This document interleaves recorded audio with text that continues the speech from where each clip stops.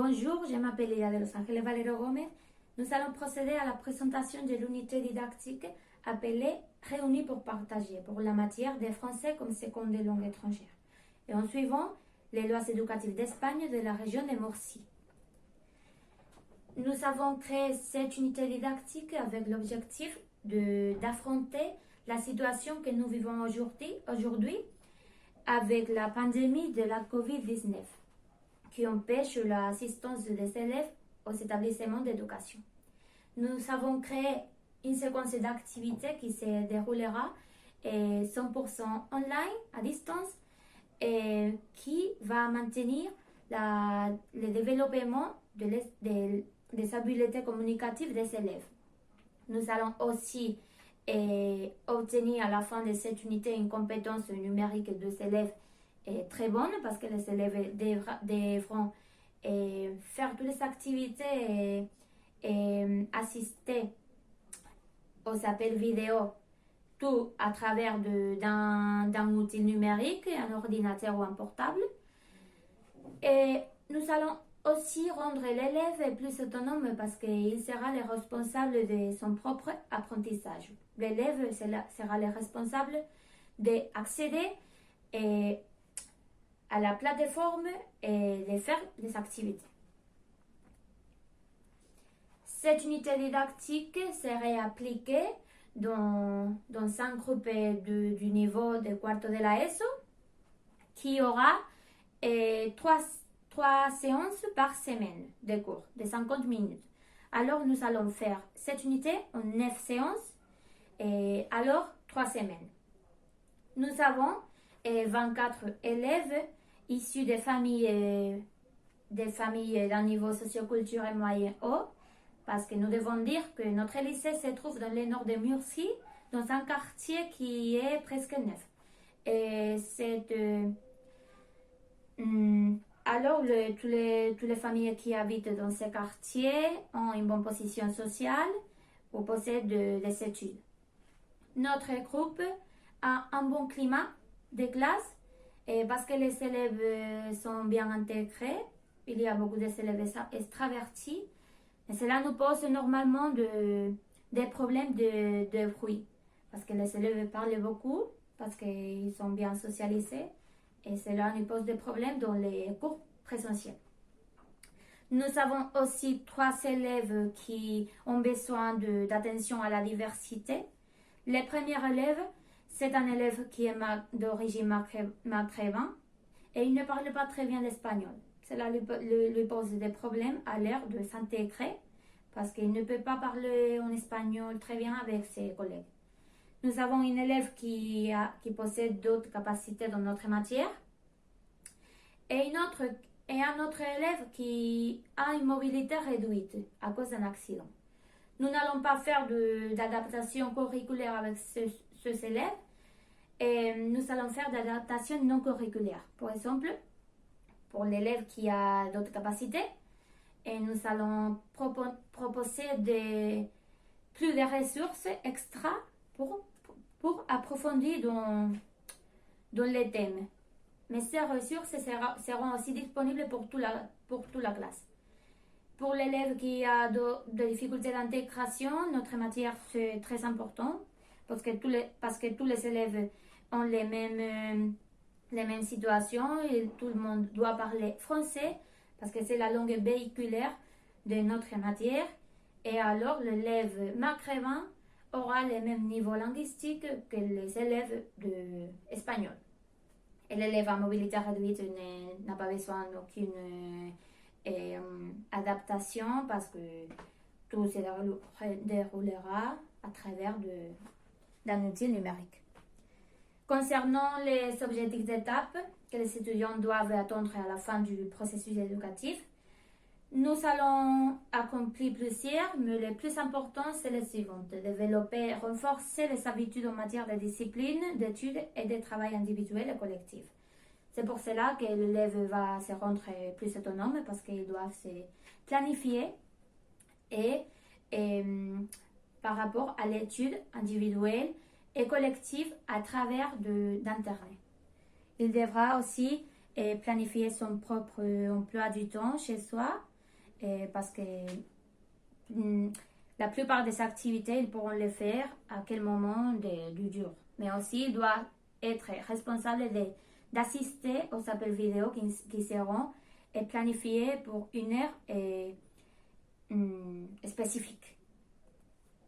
Les objectifs de l'unité que nous allons accomplir à la fin de la consécution des activités, c'est localiser l'information précise relative aux caractéristiques des objets, interpréter et faire des hypothèses, identifier quelque chose dans l'espace et donner des conseils et exprimer des souhaits. Et aussi découvrir de nouvelles outils sur Internet. Tous ces objectifs vont développer la compétence numérique des élèves, mais aussi des autres compétences, comme la linguistique, apprendre, etc. Nous allons faire une division des contenus en 3 blocs: métacognitifs, cognitifs et socio-affectifs. Dans les blocs de contenu métacognitif, l'élève devra chercher des ressources pour faire les activités, planifier les activités qu'il doit faire et contrôler le temps de travail. Par rapport au contenu cognitif, c'est d'apprendre les conditionnels, les pronoms démonstratifs et le vocabulaire des caractéristiques, par exemple. Et au niveau socio-affectif, les élèves devront apprendre à utiliser les registres polis dans différentes situations, comme par exemple dans un marché au pouce. Et aussi à utiliser la paralinguistique dans les appels vidéo. Pointer des objets pour indiquer quelque chose, pour clarifier les choses qu'on veut dire, etc. Nous allons travailler 2 thèmes transversaux, l'éducation morale et civique et la prévention du racisme. Et cela, nous allons le faire à travers quelques activités. Et la première, l'éducation morale et civique, nous allons par exemple critiquer des comportements de la société qui ne sont pas très bons et nous allons donner des conseils. Et la prévention du racisme, nous allons le faire à travers une activité par appel vidéo. Et nous allons nous mettre dans la peau d'un immigrant qui doit fuir de son pays en guerre. Nous allons utiliser une méthodologie interactive parce que nous allons donner les nouveaux contenus d'une manière dynamique et interactive. L'élève devra passer son pointeur par différents contenus pour voir les contenus. Nous allons utiliser la gamification pour montrer ce type de contenu, mais aussi pour les mettre en pratique. La classe inversée, parce que les élèves vont visualiser les nouveaux contenus tout seuls chez soi, et nous allons réserver les appels vidéo pour les mettre en pratique et pour les contextualiser. Et aussi, c'est une méthodologie coopérative parce que dans les appels vidéo, nous allons partager des différentes idées et travailler ensemble. C'est important de dire que les professeurs vont actuer pendant cette unité didactique comme guide. L'élève, c'est le centre d'attention. Nous serons seulement les guides. Nous allons utiliser diverses ressources, comme vous pouvez voir ici, mais la plateforme principale que nous allons utiliser pour distribuer tous les contenus, c'est Google Classroom. Nous allons notifier à travers cette application toutes les choses, tous les contenus, toutes les ressources qu'ils doivent utiliser. Et aussi, nous allons dire d'installer les compléments Talk & Comment, qui c'est un complément de Google Chrome qu'ils peuvent installer tant dans les ordinateurs comme dans les portables et qui sert à insérer d'enregistrement des voix dans quelques lieux. Alors, nous allons aussi poser des questions tout au long de l'unité. Nous allons poser des questions aux élèves qu'ils devront répondre à l'oral.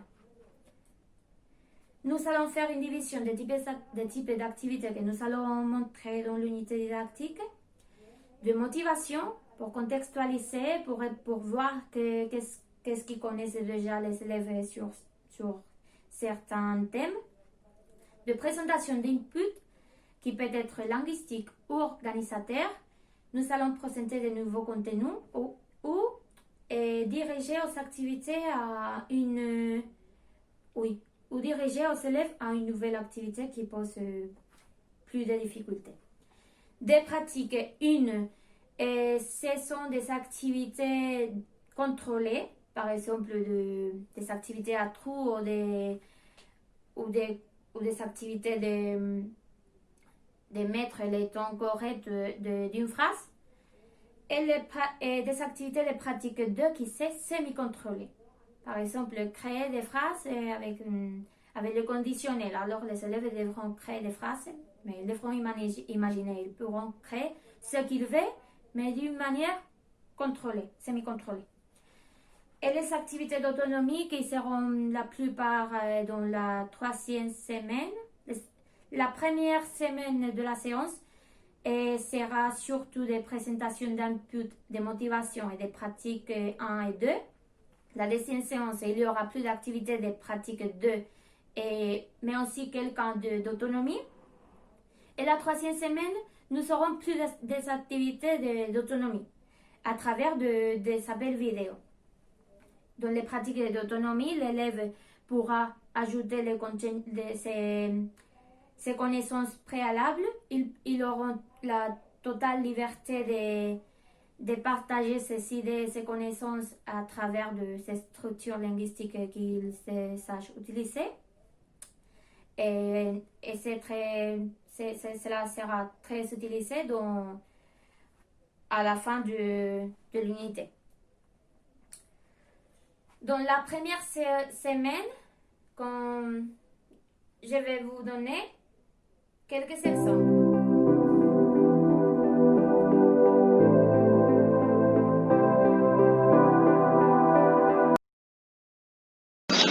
Celle-ci, c'est un exemple d'activité que nous allons utiliser pour montrer le lexique aux élèves. Ils devront toucher dans le bouton vert et après, ils pourront reproduire ici une description de l'objet. Après avoir écouté toutes les descriptions, ils pourront passer ici pour regarder le vocabulaire écrit plus explicitement et pour passer un jeu pour appliquer le contenu appris. Ils devront regarder l'image, la mémoriser et après répondre aux questions sur l'image. Celle-ci, c'est un exemple d'activité de motivation à partir de laquelle les élèves vont lire et ils verront, par exemple ici, le conditionnel qu'on va voir dans les activités suivantes. Ils devront suivre les instructions. Par exemple, ils liront cela et à partir de cela, ils vont penser à quelque chose de la préciosité. C'est quoi? Par exemple ici, les pierres précieuses. Et pour cela, ils devront toucher dans quelques lettres de l'image comme nous avons fait avant pour passer à la suivante. Dans ce cas-là, c'est le ciel. Et comme ça, ils devront chercher dans l'image le lieu correspondant pour passer à la suivante. Et celle-ci, c'est un exemple d'activité de pratique contrôlée, c'est-à-dire pratique 1. Ils devront écouter la vidéo suivante et la vidéo va dire quelques énumérés. Et à partir de cela, ils vont, par exemple, le chocolat, c'est dans la position 1, 1. Ils devront écrire ici 1. À la fin, quand tout cela se soit complété, ils devront l'envoyer, écrire l'email de la prof et cela passera à une correction automatique. La deuxième semaine, nous allons faire des activités comme les suivantes que nous allons vous montrer. Nous allons faciliter d'autres ressources comme celui-ci. Ce sont des flashcards que les élèves peuvent utiliser pour pratiquer le contenu appris et pour réviser. Ils pourront les faire à partir de différents types d'activités et ils pourront faire aussi des épreuves qui seront envoyées à l'enseignant, qui pourra voir le type d'activité qui pose plus de problèmes aux élèves. Nous allons aussi présenter de nouveaux contenus, dans ce cas-là, les pronoms démonstratifs, à partir de la visualisation d'une vidéo avec l'outil Edpuzzle. Les élèves vont visualiser la vidéo et répondre quelques questions tout au long de celle-ci. Ils devront sélectionner la réponse qu'ils croient que c'est la correcte. Après, nous allons montrer un Geniali que les élèves devront lire. C'est pour voir l'utilisation des pronoms démonstratifs en contexte. Ici, ils pourront voir les types de personnes qu'il y a au tennis. Et après, cette activité servira d'appui pour les élèves pour faire une autre activité de pratique semi-contrôlée. Ils devront créer ses propres phrases de type de personnes qu'il y a dans un autre lieu, par exemple dans les bus. Et cette activité, c'est une autre que nous allons faire dans la deuxième semaine de l'unité didactique. C'est la visualisation et l'écoute de la chanson Grenouille d'Arthur Chevalier. Ils devront compléter les trous en écrivant la réponse. Ce sont des verbes au conditionnel. Mais aussi, il y a d'autres trous qu'ils devront compléter avec l'enregistration des voix. C'est bouton. Ils devront cliquer ici et ils détectent la voix et l'intonation et la prononciation. Les élèves doivent bien prononcer les mots pour que les mots soient bien écrits. Mais ici, il y a une autre activité d'expression écrite où ils devront faire une pratique semi-contrôlée, c'est la création d'autres phrases. Les élèves doivent créer, changer des éléments dangereux du monde pour d'autres imaginaires, avec l'utilisation du conditionnel. En ce qui concerne l'évaluation, nous devons dire qu'en suivant les instructions sur les mesures éducatives pour le troisième trimestre pour ce cours, nous ne pouvons pas utiliser cette unité didactique pour aggraver la note finale. Nous avons utilisé la participation et la réalisation des activités pour augmenter la note finale. Et nous allons proposer aussi comment seraient les qualifications, les pourcentages de qualifications qu'on donnerait dans les cas que l'année serait développée à distance. Cela serait comme ça. Merci beaucoup pour votre attention et si vous avez des questions, vous pouvez me poser des questions à travers de mon email qui c'est le suivant. Au revoir.